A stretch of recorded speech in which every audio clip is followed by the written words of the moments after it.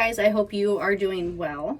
If you didn't see in the last video, Susie jumped up and made an appearance because she really wanted to be petted and she really wanted to be fucking seen, apparently. She doesn't do shit like that. Anyways, kind of threw me for a loop. We are on to, I mean, this isn't the last story. I have to find another story though, so we're going to figure it out for that very last story. It's fine. I'm good at fucking reading. I can read fast. I usually do a lot extra talking. We could have these videos done in probably 3 minutes if I just read the fucking story like I'm supposed to. I can't do it. Anyways. Let's get into it. So, today we are doing another Halloween series video. And honestly, this one sounds horrific too, guys. I don't know if it's going to be long. I hope it's short. It's going to make it easy to edit all these videos because some of them are kind of long because I did a lot of talking. So anyways, today's video is titled Secrets Still Linger in Halloween Massacre. I know nothing. Let's get into it. On the night of Halloween... I already fucked up, guys. Just want to be done with Halloween. I don't know. And I want to be done with these videos. I'm not ready for Halloween. I've been doing videos all month. It is what it is. Anyways, on the night of October 22nd, 2016, it's fucking recent, a neighborhood Halloween party was taking place in the 800 block of Buffalo Springs Drive in Fort Worth, Texas. Neighbors and friends mingled throughout the night, early into the morning hours of Sunday. A little after 3 a.m., the party was starting to wind down. Carrie and Tiffany Heath were on the front lawn of the party house, along with a few other partygoers. Daniel Harrows and Philip Evans, who lived nearby with Daniel's mother and sister, decided to check out the party. They had been at home in their pajamas but decided to wander over and say hello. They joined the group on the front lawn chatting, including the Heaths. After what was described by witnesses as a cordial conversation that lasted less than 5 minutes, Carrie Heath walked home and his wife Tiffany went inside the party hostess's house. I can't talk. A few minutes later, the neighborhood erupted in gunshots. When those at the party and other neighbors looked outside, they saw Carrie Heath standing with a gun over one of the bodies. Let's just start it all over. I am getting excited. When those at the party and other neighbors looked outside, they saw Carrie Heath standing with a gun over one of the two bodies on the ground. As witnesses came running to help, they watched in horror as Carrie then started beating one of the men with the butt of his rifle. People were begging Carrie to stop, which is when he turned the gun on them, asking if they had a problem. 911 caller. They heard multiple gunshots outside. They waited until after they stopped to open their front door and look around.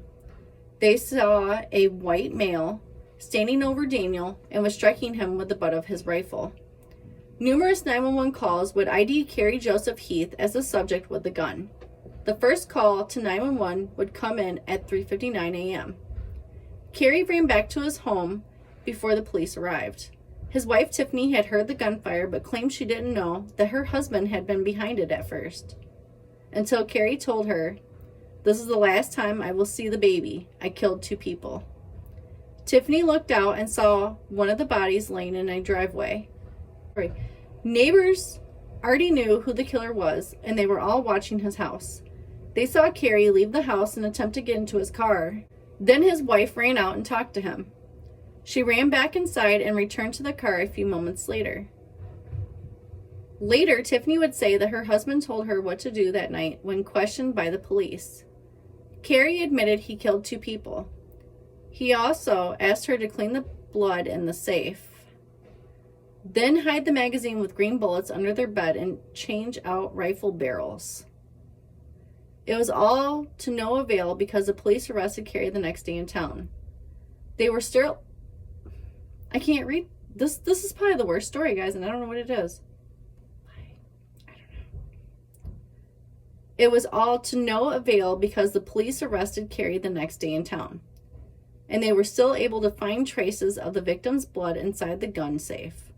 When Carrie took off, he first made a stop at Lake Whitney, where he dumped the rifle he used in the murders. Police arrived at Buffalo Springs Drive. When police arrived on the scene, they found Daniel Harrows and Philip Evans dead. They died from a combination of gunshots and blunt force trauma to the head. Daniel Derek Harrows was found in the driveway of 900 Buffalo Springs Drive, and Philip Michael Evans was located at 828 Buffalo Springs Drive. Both were only 25 years old and longtime friends. Detectives Jay Cedillo and E.C. Pate from the Fort Worth Homicide Unit were in charge of the investigation. A neighbor told police that the shooter had an assault rifle, and from the looks of it, due to shell casings, he unloaded the whole clip. In this case, it wasn't a mystery who murdered the two men. No. The mystery would be why. Why did he kill them? Everyone who was there for the brief encounter between Carrie and the two young men agrees that it was a friendly conversation. No one even uttered a harsh word. So I believe something had to have happened in Carrie's head as he walked home, because once inside his home, Carrie Heath only had enough time to retrieve the gun from the safe and return to the party. So why did this average guy suddenly shoot two neighbors for no reason? What could have set him off? I believe only he and his wife know. Those who knew the killer said he was a regular nice guy. He was an 8th grade science teacher at Perimeter Middle School, and before that he had served 13 years in the U.S. Air Force and Texas Air National Guard. Arrest. Carrie had taken off before the police arrived on the scene early Sunday morning, leaving the police to stake out his home and work. Monday morning, Carrie showed up at Perimeter Middle School ready to work, and the police took him into custody in the parking lot. Carrie Heath, 35, was reprimanded on a $1 million bond. He was charged with capital murder of multiple persons. Tiffany Heath would be arrested on Friday, charged with tampering with physical evidence. She was given a $5,000 bond. Trial starts September 10th, 2019. The Honorable Chris Wolf presided over the trial at the Tim Curry Criminal Justice Center. George Dwayne Hudson and John Stickles defended Carrie Heath. The state was represented by Sharon Wilson, Catherine Simpson, and Nicholas L. Vincent. Carrie Heath pleaded not guilty. At the trial, Assistant District Attorney Nicholas Vincent spoke to the brutality of the murder. Can you understand how much anger it takes to unload your entire magazine into two individuals and then strike them with the butt of your rifle? It's hard even to comprehend what this was. It was so far beyond a typical crime scene. That's not only murder, that's a massacre, Vincent told the jury. The prosecution called Andres Lucia, the homeowner who hosted the Halloween party, to the stand. He testified what happened moments after the shooting. He, Carrie Heath, ran up the stairs and gave his baby to my wife and told my wife, I think this is what he said. This is my last time I'm seeing my baby. I just killed two people. The killer's wife confirmed this account in court documents. Cassandra Harrows, sister to Daniel Harrows, also took the stand for the prosecution. First, she spoke of her brother and Philip. They were always together. They did everything together. On the stand, Cassandra recounted what she had witnessed that night in October. After the shooting stopped, she went outside and saw a man standing over a body. He turned to me and said, "What, do you have a problem? You're in my yard." She had called 911 and did her best to describe everything she had saw, including a description of the killer. Remember, all of this took place at 4 a.m., so the only light was from houses and lampposts, added with the fact that she had just seen a murder and been threatened by a gun herself. The defense team took... Zeus, I'm just leaving my hand here to dingle, you know. You gotta pet yourself. You gotta use some work. The defense team got their chance to cross-examine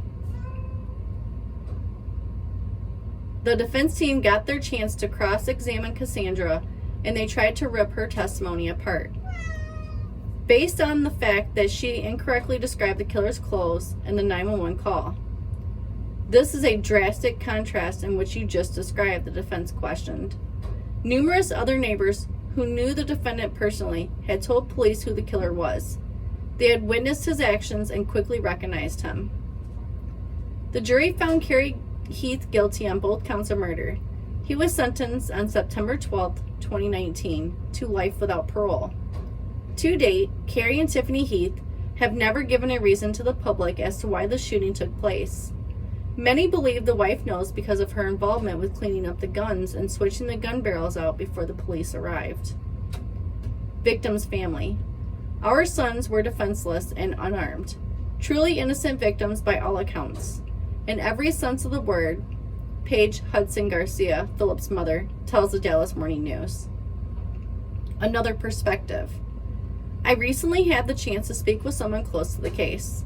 They were able to give some background on Carrie Heath leading up to the night of Halloween. The Buffalo Springs Drive block had several daytime parties over the summer and fall. One guest was Carrie Heath, who was described as acting peculiar. I can't talk. Other attendees noticed Carrie would slip away from the crowd, seeming to avoid detection. Whenever someone would stumble upon Carrie hiding behind the houses, he would blow it off, saying he didn't want Tiffany, his wife, to know he was smoking again. Or another time when he was just found peeking around a corner, Carrie said he just wanted to be away from the crowd. It's weird. For anyone who has suffered from anxiety, depression, or other mental health conditions, you know, sometimes it's too much to just be in a crowd with people. An overheard conversation between Carrie and another partygoer could give us the first clue as to why Carrie might lose control at the Halloween party. The other guests told Carrie they took anxiety meds, to which Carrie responded, "You should try antipsychotics." Carrie had been prescribed antipsychotics before the shootings. Those closest to Carrie saw that even though he was on medication, it seemed to be making things harder for him. When he confided to friends about his struggles, they were concerned and expressed this to Carrie. No one denies that Carrie Heath became a murderer that night, but those closest to him never expected anything like that to happen. I mean, that's what we say time and time again. You never think that this person's gonna fucking commit murder. You don't know what the fucking warning signs are because they're all different. Everybody's different, dude. Like, there's no way you cannot fucking put them in a goddamn, I don't know, a fucking label. You can't label anybody. They don't have the same demographics. Everything's different. Okay? So you don't know that shit's gonna happen. It just fucking happens. Friends knew Carrie and his wife Tiffany simply as being great friends and neighbors. They didn't drink too much. They weren't troublemakers. Tiffany was not a big flirt, as some have speculated after the fact, hinting at a possible motive. It seems clear after this conversation with a friend that Carrie had tried to get help, but unfortunately, sometimes the meds don't always work. They don't always work. Like, everybody's fucking different, okay? You have to keep trying different things. You need to see a psychiatrist. You need to fucking do the right things, especially if you have mental health issues. You need to seek help because you cannot deal with that shit on your own. You can't. You need help. That's just it. And that's the biggest, I mean, yeah, he killed 2 people. It's fucked up, right?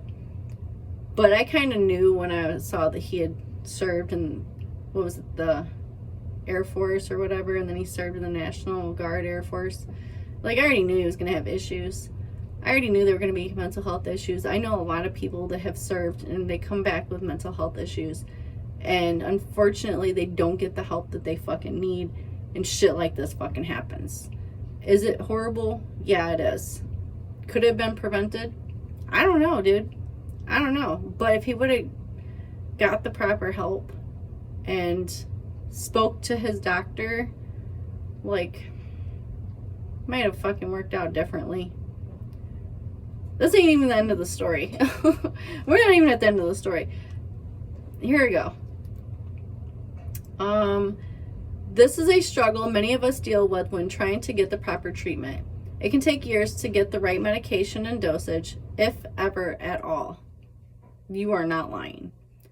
As Carrie's friend told me, I'm not making excuses for what he did. Neither am I, but I feel this adds an essential layer of understanding to this case.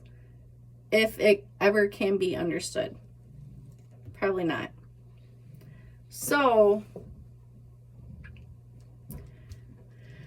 I mean, I don't know, guys. It's sad. I'm not angry in this one. I totally respect the men and women that serve, that fight for our fucking freedom. But you need to understand the shit that is done to them in the process. It really fucks up their head. And possibly molds them into these fucking people that can be murderers, that can do horrific fucking things. Because the government fucking instilled it into them, dude, when they fucking brainwashed them in the army.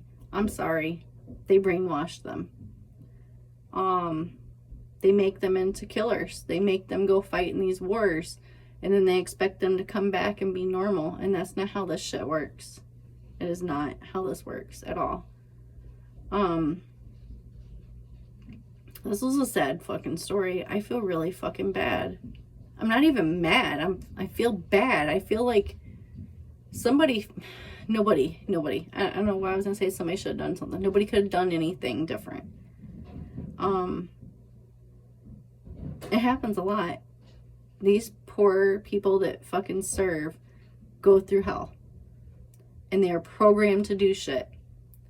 They are trained to use guns. They are trained to fucking fight to kill. They're trained to go to war.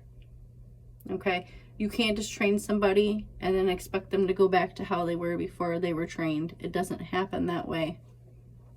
So, I don't know. You guys can agree or disagree. I don't really care. This is my opinion and my opinion alone. This is a fucked up story. I'm not mad about this one.